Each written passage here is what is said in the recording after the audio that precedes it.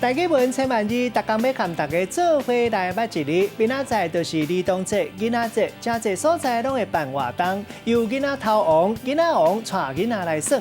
今仔日要甲大家小解这一日，咱同齐来看到，这就是王第5条。咱知讲王是古早统治天下的君主，咱讲帝王、君王。现代嘛有真侪国家有国王。另外，惊旗讲王建王就是死旗，惊旗这个旗对当音就是日期的旗。另外，港类内底上介强、上介好的，咱嘛讲是王，像讲藩王、万寿之王；也个有功夫上好的，咱讲是歌王。另外，也个有放荡内，古早讲是王爷节；也个有伫中国，王是第一大姓。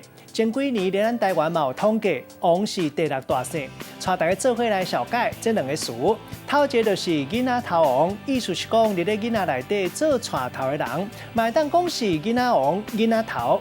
第二个词读做王乐啊，会当讲是走江湖、卖药仔的人，嘛会当比如做亲像走江湖的变身啊，嘛有人讲是王乐啊仙。咱用一句话来举例，甲这两个词合做伙。譬如讲，这人伫路的卖药仔表演做王乐啊仙，看到大人带囡仔来闹热，伊随便做囡仔头王，啥囡仔成做伊的观众。大人嘛因为囡仔有兴趣，停落来继续欣赏。今仔日小解这一日读做王，提供予观众朋友来参考。